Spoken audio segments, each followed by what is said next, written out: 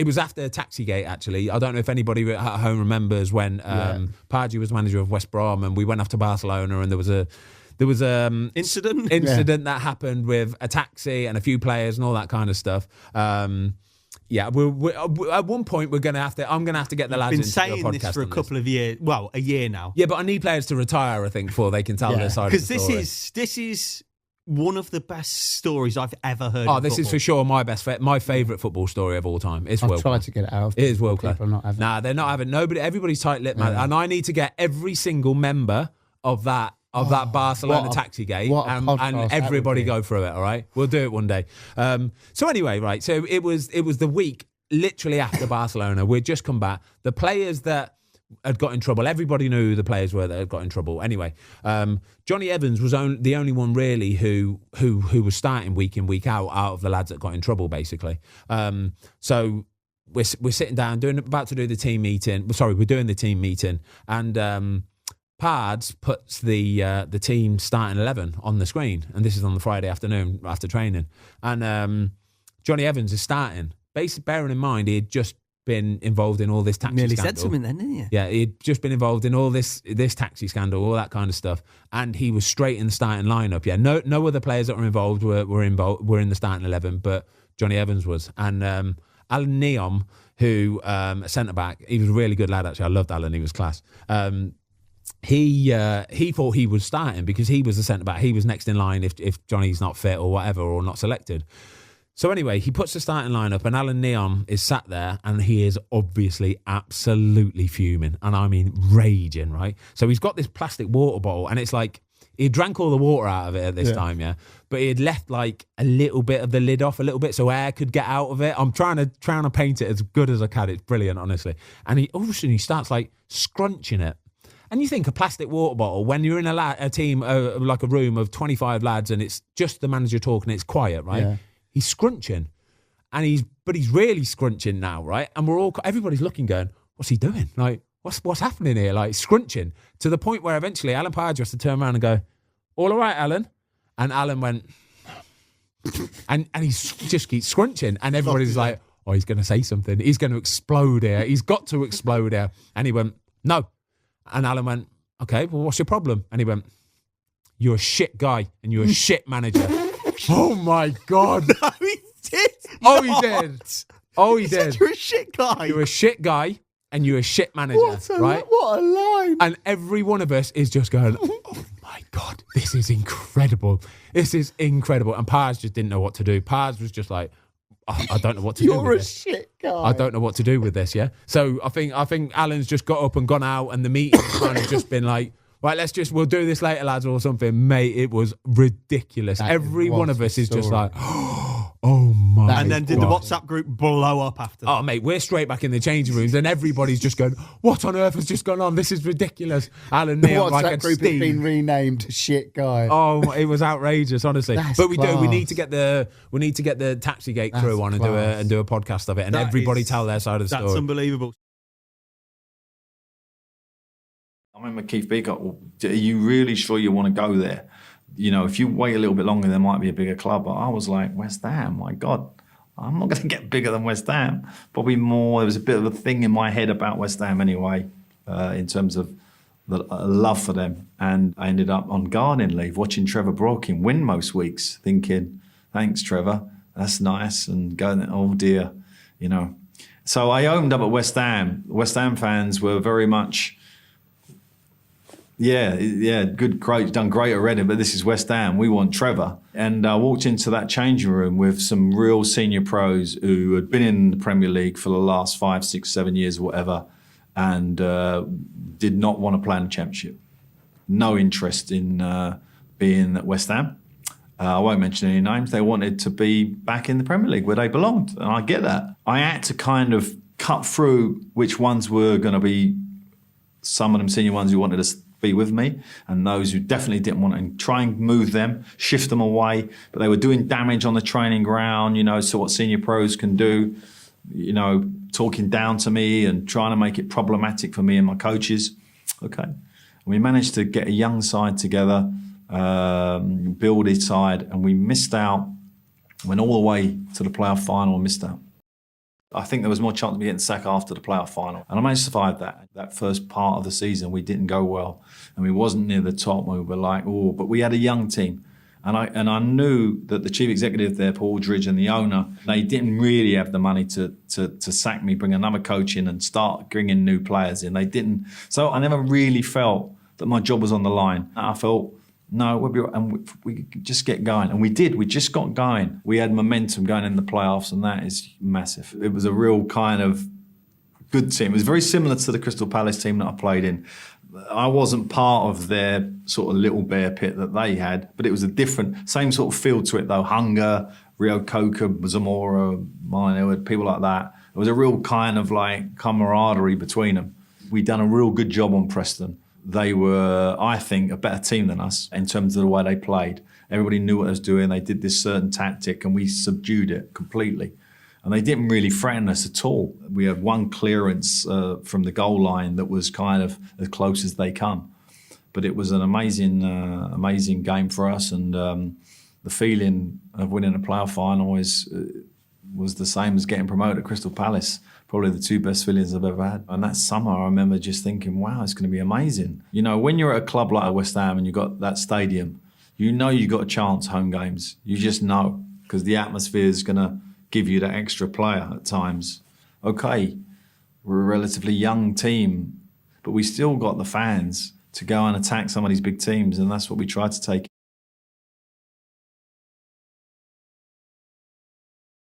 It was a game against a team that were better than us. We have to remember that. And so our striker was injured, and should we have played him? Shouldn't we have played him? Decided to play him, and he scored, and he was brilliant, and we were a better team. The Steven Gerrard goal at the end, everyone goes on about that goal, but it was like it was the winning goal, but it wasn't the winning goal. It was, you know, we had won the game. We literally, Peter Grant come to me with about 8 minutes to go, and he goes, what do you think? We were obviously leading by one goal, and I said, I think we're all right, Pete. And he went to me, we just need to look after Steven Gerrard. That's all we need to do. Let's put Nigel on him. And I don't think the score. And I went, no, a bloody good point. So we did. With about 5 minutes to go, Nigel just followed Steven Gerrard around. And we didn't look in any trouble at all. They had a lot of the ball, but we wasn't really looking like I was going to concede. And then Steven Gerrard just got the ump. He was like, he weren't getting the ball. Nigel was following him around. He just decided to go very, very deep. And to which point Nigel, being as honest as he was, thought, oh, well, he's okay there, and started sitting in front of the back four. Obviously, picks the ball up, and we were both, I'm looking at thinking, no. And then he hits it and scores. And, you know, you kind of think, that's you done. You know, that's all the momentum now with the other team. And then, of course, about 5 seconds later, you realise, okay, it's not over, actually. We got 30 minutes of injury time here. And we should have won the game in injury time, actually. We had a massive chance. I think Marlon Edward had a big chance to win it in that period. And they'd pushed so hard in that last 15 minutes, they were actually physically tired in extra time. So we had a great opportunity and we couldn't get it over the line, which was a shame. And then we ended up losing on penalties, which no one really remembers other than West Ham fans probably. And it was difficult. It was one of those blows you have in football that actually you just have to survive. I think that's the only word. You have to survive as best you can. I look back on the tactics and everything else and say, okay, we might have done a couple of things differently, but we did a pretty good job, and the players did an unbelievable job. And on another day, we would have won. The one thing I wanted to do was buy Milner. That was all I wanted. And we could get him. I know we could get him. And the chief executive was going, oh, no, and I was going, I only want James Milner. Just get me James Milner and we'll be happy days. No, anyway, the signals weren't right. And then he rang me and he said to me, what would you do if I told you we were going to bring you Mascherano and Tevez? And then there was a big press blowout about these two guys have been Man United and Man City and Liverpool and put around Arsenal we're going to take, and then no one's taken, and they've ended up with us. Well, I didn't have an issue with that really, because they're two great players. Anyway, they arrived at the football club. Mascherano was Mascherano. He's just come in. He's like that. Tevez looked like he'd been on the beach for 9 months, and he'd come in, and the players were like looking at me and say, "Gaffer, you can't even run." And anyway, we was trying to get him up to speed, and Mascherano was a position I didn't really want. It was very, very complicated, and but two, as you know, two world-class players coming into a team that was really, apart from Yossi Benayoun and Dean Ashton, probably wasn't ready for players of that ilk. Or what I would say though was that in my mind I was like, I don't care about all these issues, because if I've got Dean Ashton and Tevez, I don't care. We will definitely do well. And then unfortunately, Dean Ashton got injured on England duty the day before the season, the week before the season started. And he, at that time, and I would say this to anybody, he was the best player I've ever worked with at that particular time. He was super fit. He would have been England's striker for the next 5 or 6 years, I think. And it was a massive, massive blow. And it left us with the possibility of what we were going to do with Tevez. Could we play him on his own?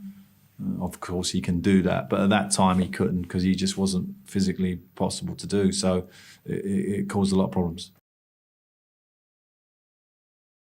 You yourself, Alan, when you were at Newcastle, man, don't panic here, but you were handed a 7-match suspension for the headbutt, were you not? On the Hull midfielder David Myler. Yeah. Myler sucked me in there. He was very clever. He kicked me as it was running out. The ball was running out of play. And then on the way back, I was giving him a few verbals, and he sort of come towards me, and I sort of put my head into his head. It wasn't actually a headbutt, but when you looked at the footage, and the media went mental, you lot, and Sky and everybody else. I remember. So I had nowhere to go, and I accepted the charge. Mike had fined me $100,000 straight away, Mike Ashley, to sort of make a stance on it. You can find $100,000. Yeah, that was without the fine from the FA. So yeah, it was an expensive situation. And I had served my time, and actually had to sit in a hotel room and watch the game, because I couldn't be on the sideline, which was really painful as well, as much as the money. I think it was Chelsea we played, and I was in a hotel room at the Royal Garden watching it on TV. Can you imagine how frustrated I was, running around the room going mental on my own? But as you say, you didn't exactly butt him, but you get drawn into it. Yeah. Well, to be fair, it was a situation where I should have done a lot better than I did. We were winning the game. I wasn't even like, we was like 3-1 up, I think, at the time. Yeah. So it wasn't like I was seething mad. You were the manager. How did the players react to that? Most of them sort of, I suppose I can say it now, giggled at me and said, "What are you doing, Gaffer? You got yourself in trouble now, and they quite enjoyed it, I think, in a sort of weird way. Yeah. We won. If we'd have lost, it might have been different. Yeah. On David Myler, have you two made up? I've never seen him since. I wouldn't be bothered. I wouldn't like to shake his hand or say, "How are you? Had a nice day." I'll probably just nod in his way. "Oh, okay, well done." You wouldn't take him. You wouldn't take him. You're still not over this, are you? Look no, at because it was a situation where I'm pretty sure he went in the dressing room and said, "I sucked him right in there." That's what he would say. That's fair enough. And former Crystal Palace, West Ham manager, because you did well for both those clubs in the FA Cup, didn't you? Yeah. Finals, 2 finals of that. So unlucky with the West Ham one. West Ham one, yeah. And the Palace one, you went 1-0 up, didn't you? Oh, we did. Who scored that? You, wasn't it? Punch. Oh, it was Punch, yeah. Punch come off the bench, yeah. He was very aggrieved that he didn't start, which was understandable because I loved him. Did he put himself on? Did he sub himself on? Oh, well, we had that conversation earlier. We'll come back to you in a minute. But Punch was distraught that he didn't start the game. So as much as that was painful for me, because I didn't want to leave him out, obviously. You don't want to leave your best buddies and your best players out. But I knew he was going to be like a force when he come on. Yeah. And he scored within, I think he's only been on about 4 minutes.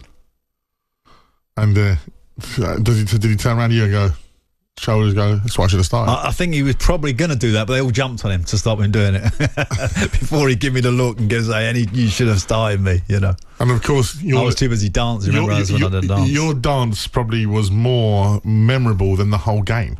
Not that the game wasn't memorable. It was such a standout moment. People Well, still talk to you about it, don't they? Of course, yeah. Obviously, I get people do the dance for me and try to encourage me to do the dance on a regular occasion. But you know that dance, literally, because it's been super slow-mo down, it lasted about a second and a bit. It was a jig. It was like, did it a quick one, and then I was back on the sideline, you know. But you know, Had you ever done the dance before? It just came to you in that moment? No, I actually. Me and my daughter was talking about.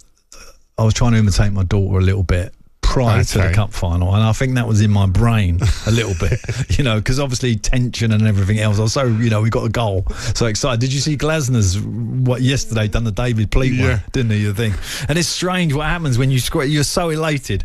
I actually had some nasty criticism over that, like press saying, "Oh, he knew where the camera was and he did it in front of the camera and all that." It's just such nonsense. No, but I think, listen, as a football fan, right, to see your manager be that invested in it and be that happy, it means you love us as much as we love the club. The bottom line is, you know, it's an emotional game, and I never stop players trying to release that emotion. It's a massive part of the game, and you know, it's, as you say, as fans, you want to see it a little bit, don't you? You're moaning about Ange not actually doing much on the sideline, things like that. You didn't have to worry about me when I was on the sideline. I was always doing something. But usually opposing managers weren't particularly happy with some of mine. No, they wasn't.